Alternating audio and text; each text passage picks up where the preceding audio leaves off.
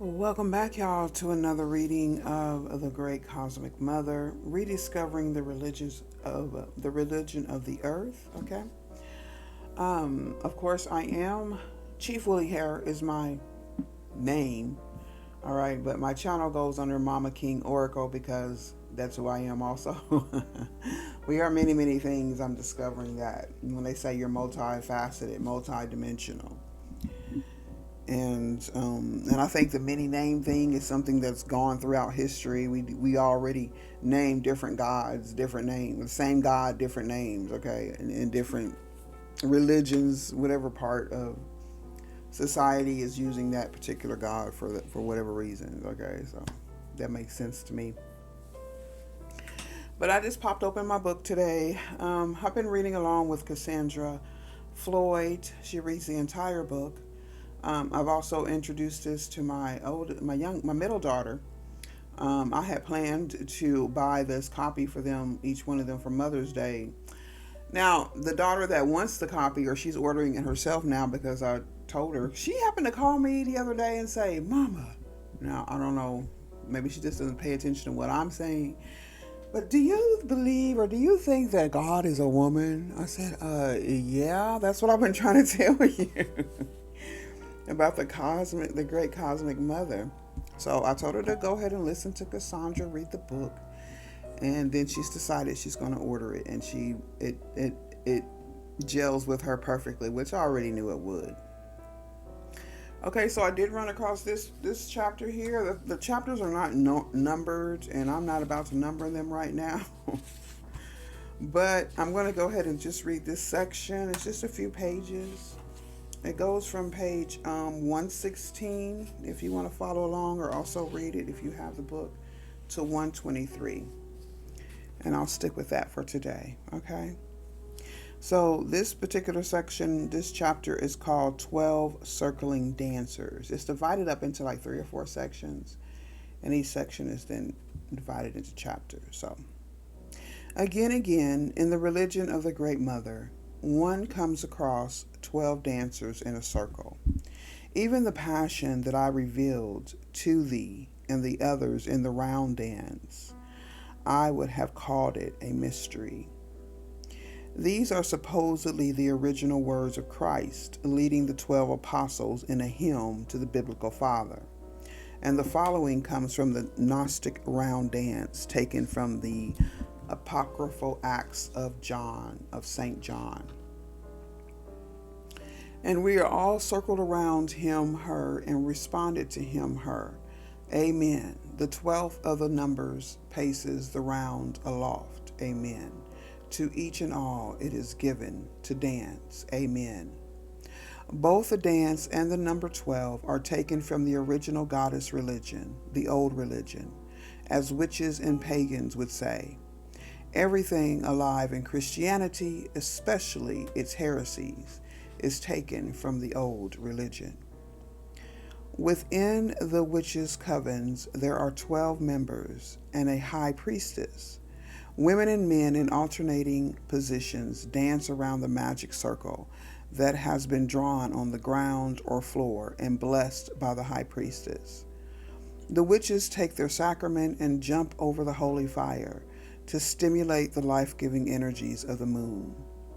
The witches, or Wiccan, which are the wise ones, practice an ancient women's religion, the Dianic cult, whose rites and beliefs were passed down directly from the earliest Paleolithic and Neolithic religions. It has apparently been determined that the secret language used now in the covens is Neolithic Basque. Very interesting, since Basque is believed to be a remnant of the language used in Atlantis, and Basque is spelled Basque. I hope I'm pronouncing it right, but there you go. So, during the Christian Inquisition and witch hunts, which went on for over 5 centuries, the Wiccan chose hideous torture and death at the stake rather than forego their ancient ways, inherited from the beginning of things. They believed that the fertility of the countryside and the health of the people, pagan means peasant, depended upon the performance of their sacred rites. They also knew they were involved with their irreducible truth, the unimprovable original. In a Neolithic cave located in Sacromonte, Spain, 13 skeletons, all in priestess dress and holding amulet bundles, were found. They sat in a circle and apparently had participated in a ritual death. The floor was strewn with beads and seeds of opium poppy. The high priestess wore a leather tunic engraved with geometric symbols. We don't know why they chose to die in this cavern north of Granada, but they were sister members of the world's oldest religion. On Crete, the sacred ring dances were performed. Naked women dancers, arms linked, circled within an area enclosed by the sacred horns of consecration. Perhaps they danced to raise the Kundalini powers, the collective free flow of their mental, biological, and spiritual energies, directed at a common task or vision. The dance is a recreation of the goddess's original cosmic dance of creation, clockwise, and dissolution, counterclockwise.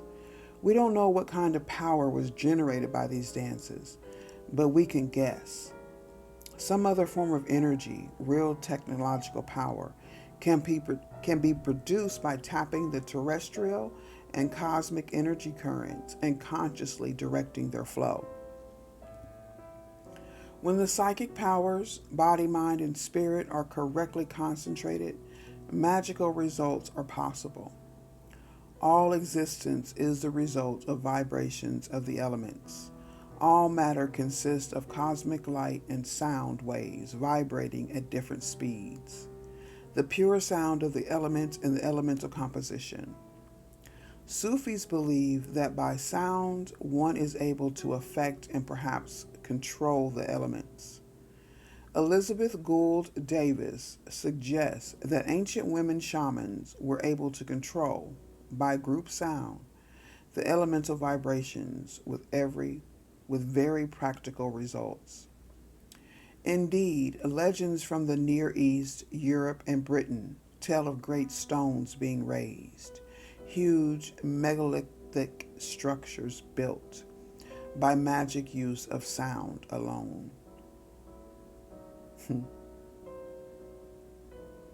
In one legend, large stones are set floating in the air by women playing sacred pipes, rocking stones poised in such a way that they moved at a touch, perfectly balanced, were used for divination and magic. Oracles, always women, were inspired by the sound of the stones rocking and the energy it generated. Such rocking stones can still be found throughout the countryside of Britain and the Breton coast of France. How were those cyclopean walls of Jericho and Malta built? Remember, the builders used no metal tools. Remember the recurring images of the goddess, her priestesses, and dancers with upraised arms. Perhaps this was the posture of the cosmic moment when the goddess appeared, the moment of simultaneous time, non-time, when galactic and earth forces fuse and flow together, directed by the human spirit. Women in a dance circle with upraised arms are pictured in Stone Age cave and cliff paintings throughout Europe and Africa, the first homes of humanity. Millennia later, in patriarchal legend, Moses, with supported upraised arms, helped bring victory to the Hebrews. This iconic posture of a power figure with upraised arms, supported by the people, goes back to the first human experiences of the goddess. And the concept is always related to the fusion of material and spiritual energies in a charged or magic body. The goddess with upraised arms and parted legs gave birth to the universe and the world.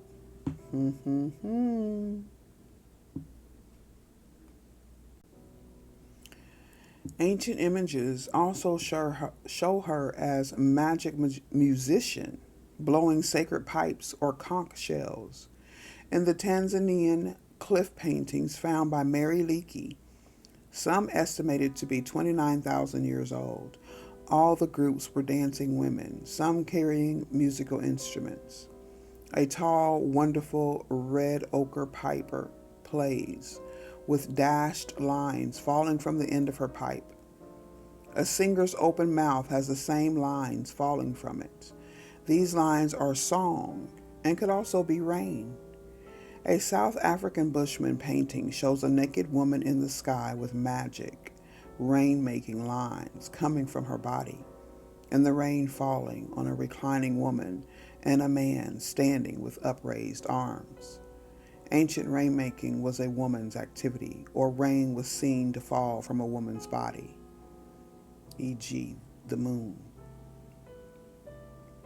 As the possessor of the secret of life, women's music, dancing, and utterance had magic and binding significance, helping to release the life forces not into chaos, but into harmonious activity. Women in their dances imitated the animals, especially birds and snakes, and resonated with natural energies of earth and weather. In women's art and pottery design also, connections were made between meanders, rhythm, music, and dance, rippling waters, the motions of snakes and water birds. In this way, women originated dance, music, art, and ritual as a magic linking of physical and symbolic forces. Young women of the Bavenda, Bavenda, the Venda tribe in South Africa, identify with the serpent force. Older female initiators kneel in the center as pivots, around which the young dancers spiral in the rhythmic coils and undulations of the python. Collapsing and reviving, they rest like the forces of nature in the sensual round, and it's not even sensual, in the seasonal round of death and rebirth, okay? I know what's on my mind, okay? But anyway, I digress. Collapsing and reviving, they rest like the forces of nature in the seasonal round of death and rebirth. Dahomean priestesses in West Africa or the West Coast Africa still perform a very similar python dance as an energy raiser and communication with departed spirits. These women are invoking more than personal fertility. Their dances are ritual linkings, religar, that means to bind, religious, ritual, of the individual and tribal energies with the entire musical pulse of the earth and with a dance cycle of cosmic energies. This primordial and continuous linking or symbolic binding always took place within, through, by means of the female body. The health, well-being, and experience ecstasy of a people depended on the health, well-being, and experience ecstasy of this female body, of individual women, of Mother Earth, of the cosmic dancing woman.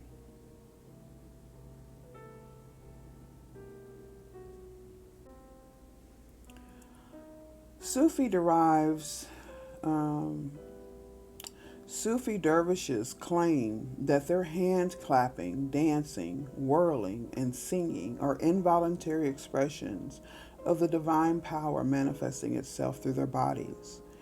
They say this is a way of life handing down from remotest antiquity. They say this is a way of life handed down from remotest antiquity. This training and ecstasy was designed to produce a perfect woman or man within this world, not out of it. Sufi dancing is a vehicle for self-realization, an experience of the self's joyous union with the larger self of the universe.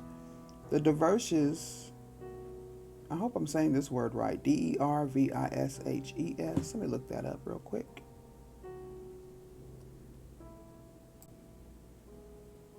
Dervish. Dervish is a member of any of various Muslim ascetic groups, some of which perform whirling dances and vigorous chanting as acts of ecstatic devotion. One that possesses abundant, often frenzied energy. Kind of reminds me of when in the Christian churches in America where they dance, all that dancing that we do, Holy Ghost dancing and all that stuff comes from our ancient history, African history, Egyptian history, apparently Muslim history too. Okay. Um, One that possesses abundant, often frenzied energy, a Turkish or Persian monk, especially one who professes extreme poverty and leads an austere life. Okay, good to go. So the dervishes developed their ecstatic rites against the background of moralistically strict and misogynistic Islam. Were they reconnecting in a patriarchal milieu with ancient matriarchal rites of ecstatic women shamans? Their teaching is based on the concept of essence. He, she who knows his, her essential self knows God. The dervish is called knower, lover, follower, traveler. A devotee, I assume. Okay. Dervish itself means poor man, or waiting at the doors of enlightenment. Are Sufis the inheritors of some of the rites of the ancient great goddess? They are. Even as the Essenes were originally ecstatic worshippers in the temple of Artemis at Ephesus, the Sufi ceremonial axe is an Amazonian labrys, a bronze double crescent of the goddess, direct descendant of the double axes used by the priestesses on matriarchal Crete. In Sufi belief, there is a form of superior mental activity available to human beings, and its power can be manifested on the plane of daily life. But most people cannot open to this mental power because our psychic energies are blocked by rigid, conventional, and dualistic thought habits. This superconsciousness includes precognition, telepathy, and biolocation, which is the ability to exist in two places at once. Sufis encourage poetic thinking and language and specialize in making startling and cryptic utterances. This has given them a reputation as socially unrealistic, even mad. In fact, they are female. They teach this sounds so familiar. They teach this the whole actions and even thought processes, of our ancients. Okay, are so familiar like today, and things that we actually experience, especially when you are a direct descendant of this bloodline. Okay, or these bloodlines, because it's talking about several different bloodlines here. They teach techniques to help free the mind from cultural precognitions. They teach techniques to help free the mind from cultural preconceptions and conditioned ideas. And their methods are not linear and verbal, but multisensory, using auditory, tactile, kinetic sense impacts as well as visual. So, Sufis believe that their teachings constitute the inner reality of all religions, the core truths and techniques of all human spiritual psychic experience. And so it seems to be. Elements of their teaching can be found in the early troubadour culture of Europe, in the witch cults and mystic rites of the Knights Templar, in alchemic and Gnostic ideas, i.e., in all those pagan European remnants of the great goddess worship, which the Christian church worked for so many centuries to destroy. Many of the same core techniques are found among Native Americans, Siberian shamanic cultures, Haitian voodoo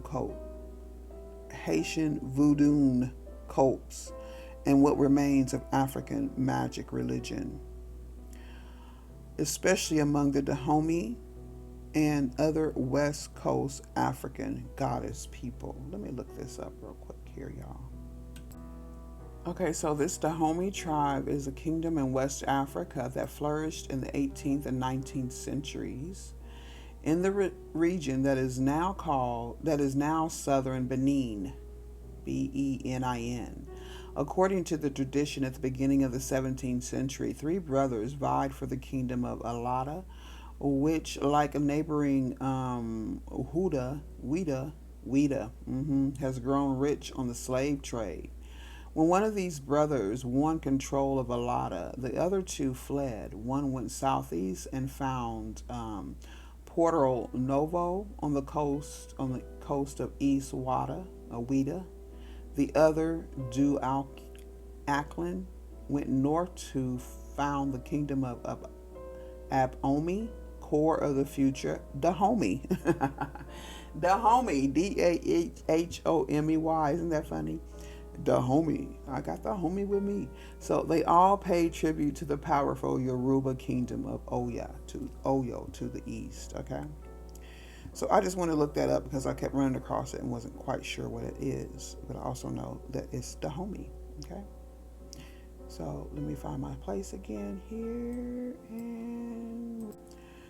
So as Sufis believe in communication without physical presence, they could be spread out everywhere, wandering musical Sufi gestures and harlequins in patchwork costumes, traveling on foot from city to city, teaching by songs and cryptic words. Sound like rap music, doesn't it? Sometimes not speaking at all. Maybe an instrumental. I don't know. No matter how much physical distance separates them, all Sufis feel themselves linked by a force they call baraka, meaning grace, lightness, and beauty. Interesting. Do you see the magic?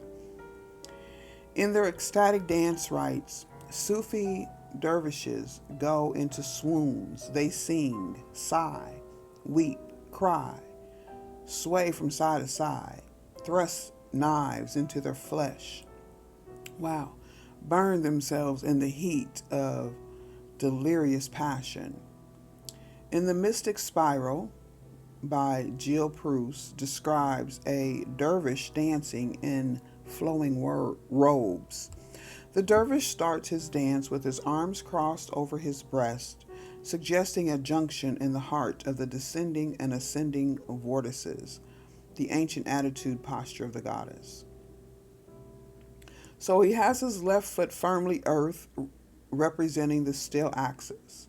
By moving his right foot, he begins like a planet to turn on his own axis, while revolving with his fellows around a central sun, the leading dervish. He gradually expands, uncrossing his arms and lowering his head over his right shoulder. He raises the right arm up and in consciousness to receive the divine emanation, and lowers his left to return his gift to the earth. As above, so below. He spins gradually faster, as if by his own revolutions he were connecting heaven and earth by actually turning the spirit through himself and down in the ground, while his axis and heart remain absolutely still, and his own spirit soars to its divine source. The greater his ecstasy, his expansion and speed, the wider his skirt extends. When his arms are both outstretched to heaven, it is as if the union in his heart, delineated in its state of contraction, that spirit into matter by his crossed arms, has reached its fullest expression, matter into spirit, by the opposing gyrus of arms and skirts, the outer expression of the bliss of the divine union in the very stillness of his heart. If at one point in this dance, with right arm pointed to sky and the left to the earth, the dervish seems very much like the magician in the tarot cards, it is because they come from the same place and have the same meaning. The Paleolithic male shaman in animal skins and mask stood in the same posture, holding up the lunar baton de commandement borrowed from women's mysteries to be his androgynous ensign of power. This magician's baton, misnamed by a male archaeologist,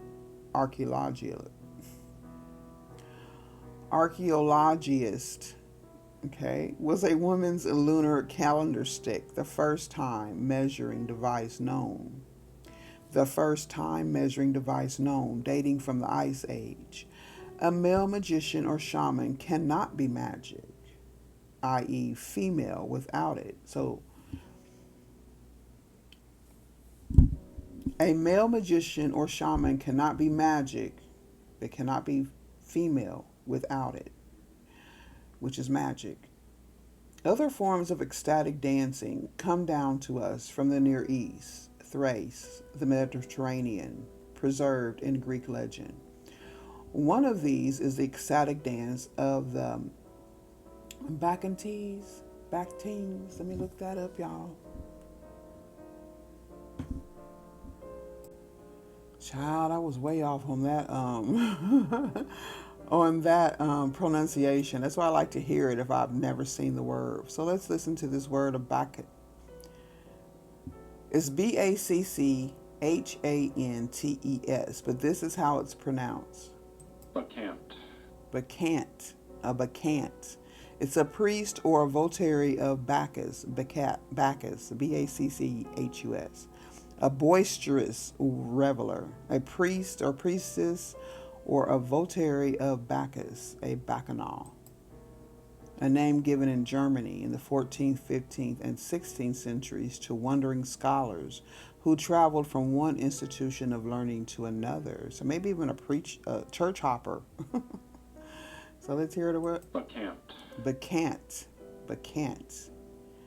So the Bacchants wild. Let me see. One of these is the ecstatic dance of the Bacchants, wild women intoxicated by chewing ivy leaves, and also the mushroom, sacred to Dionysus. The Bacchants, or Thracian Maenads, mad women, were the daughters of the Great Mother, her white, wild maids, possessing the magical power to make the whole earth blossom. Rites were performed on mountaintops, and at the touch of these women's wands, the original lunar calendar sticks, streams of wine and water, milk and honey broke free and flowed from the rocks. In their ivy-induced fury at the dark of the moon, they would tear any man in pieces who happened to cross their path or enter their sacred precincts. Dionysus himself, who some would call basely effeminate, was torn apart ritually and eaten as a sacrament. This story could apply to the magic mushroom itself, which was called Dionysus. Okay? This is so interesting to me. I hope it's interesting to you. If it is, don't forget to hit that like button. Comment and subscribe if you have not already. All right?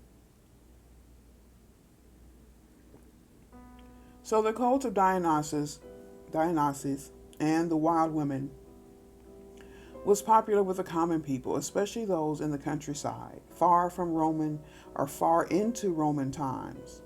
Central to this cult were the ancient mushroom mysteries, the communal eating of the halogenic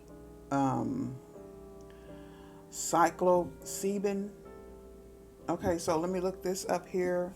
And hallucinating comes up often in my oracle reading. So I'm wondering if y'all are out there partaking in some sort of substance. But let's see here. Okay, now it sounds familiar. Psilocybin. A halogenic compound. Okay, then it has the elemental compound to make up here. And it's obtained from mushrooms, chiefly of the psilocybe. Okay, halogenic alkaloid, American mushroom, and produces effects similar to LSD. Okay. It's called the body of Dionysus, the spotted scarlet flycap. I'm talking about mushrooms, magic mushrooms. Amanita muscaria was referred to as Christ's body, by Hebrew and early Christian cultists. There is no doubt that all ancient religious experience was associated with, if it did not originate in, halogenic experience, and that this was under the tutelage of women, the great Stone Age pharmacologists. But bless her heart. So, anthropologist Jaquita Hawkes also believes that the ecstatic mystery religion of Dionysus, the tender-faced and curly-haired son of the Cretan Great Mother, was originally the cult of the great goddess herself and her wild, orgiastic women. When we think of the love and death god Dionysus surrounded by white, wild, mad women, our minds fly back immediately to that old Stone Age cave in northeast Spain, with a hugely genital-tailed young man surrounded by a crescent of 9 moon phase women, all dancing. This was a young man who became the Neolithic son, lover of the goddess, and eventually Christ. In Cretan myth, Dionysus was a bisexual son of the mother, raised as a girl among women. And throughout the Near East and the Aegean, he was known by many names: Attis, Adonis, Tammuz, Damuzi, or Cyrus. Jesus was called Adonai, Lord, after his erotic prototype, Adonis. As a vegetation god, he was ritually sacrificed, usually on a tree, prototype of the later crucifix. Who else was found hanging from trees? The poplar trees. Anyway, his flesh was eaten as bread, his blood drunk as wine. Dionysus is the god of the vine, wine and divine intoxication. This ritual sacrifice in the harvest season was believed to be necessary for the land's fertility. The immortal son's mortal part, his flesh and blood energies, were cut up and sprinkled on the fields. The Christ idea was in no way original with the Hebrews of Bible times, but inherited by them, along with paradise garden myths, flood myths, and an entire birth, death, rebirth ritual cosmology from the entire Neolithic agricultural great goddess religion of the Near East. They added to all this just one new twist: the incorporation of the mother's son into a strictly patriarchal ontology. Ontology.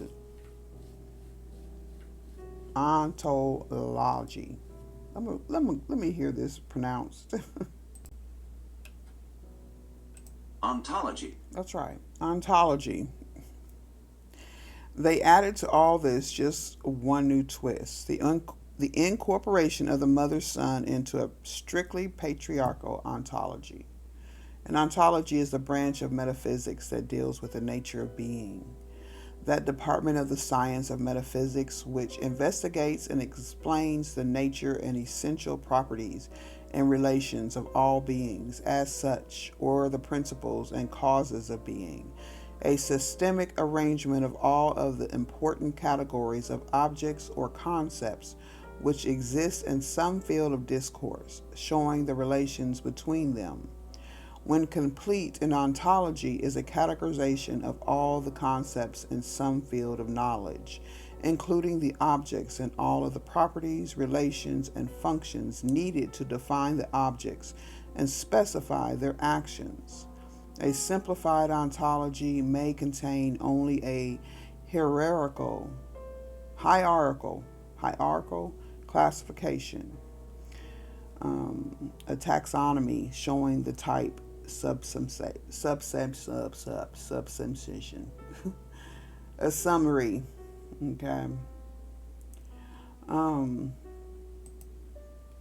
So, in From Ritual to Romance, English scholar Jesse Weston trace the red thread from these Neolithic mother goddesses, goddess and son lover sacrifice god mystery cults into early Christian mysticism, and also into pagan European legends of the Grail, the sacred quest, and the healing of the wasteland, which became merged with Christian romance. 12th century poets like T.S. Eliot drew heavily on her discoveries and ideas without giving her much credit, but turned the spirit quest into one of patriarchal Christian despair and resignation, rather than a courageous and ecstatic return and reintegration with the goddess. Poetry was originally oral, the chant of ecstatic dance and entranced prophecy. Long before the Song of Songs in the Bible, Near Eastern erotic poetry was the expression of the love cycle of Inanna and Dumuzi, Ishtar and Tammuz, the goddess and her son lover. The Song of Songs itself is clearly a pre-patriarchal chant of ecstasy to the black goddess. Among the North African Berbers and other pre-Islamic Moorish peoples in the region that is now Morocco and Algeria, it was the women who traditionally made, chanted, and sing the lyric love poetry. This tradition was undoubtedly once spread throughout Western and Northern Africa. According to Brifault, Brifault, in his fascinating book Troubadours, these Moorish women's songs, forms, and erotic love poetries were carried by the Moors into Spain and the French provincial region, and were the seeds of the troubadour tradition that flourished in the Middle Ages. This tradition became European lyric poetry. Okay. If you're really interested, I especially feel like reading books like these, and in this particular book, I feel like there will be some sort of spiritual, an ignition within that will lead you to your generational bloodline. If you don't already know it, if you do know it, I feel like parts of this book or certain passages or certain words or certain circumstances will ignite some sort of memory about you in your past, in your bloodline, about your peoples. And of course, this book covers all the bloodlines, all the regions in the world, okay, from which we all come from. So I hope you enjoyed this particular part of the reading. I do like to, look up particular words if I don't understand them, or of course pronounce them. And I hope it brings us some more enlightenment, and it does help me understand also what I'm reading and seeing in these cards, okay? When I do my oracle readings and tarot readings, and when you guys tap in here with your pure energy, really wanting to build and grow, all right? So I do thank you all for participating, for watching this or listening to this reading. Hopefully you've gotten the book or listening to it or reading the PDF, okay? Whatever suits your fancy. And then we'll eventually speak about this if you want. If I get enough interest, just let me know. Maybe we'll start maybe we'll do something offline, or maybe we'll put something like this or reading particular books into my memberships. Maybe we'll do it that way. Okay? So thank you for liking, subscribing, of course, joining me for this reading of the Great Cosmic Mother, and I will do another one soon here. And this particular chapter is called 12 Circling Dancers. Y'all stay blessed and grounded, and I'll see you later. Bye-bye.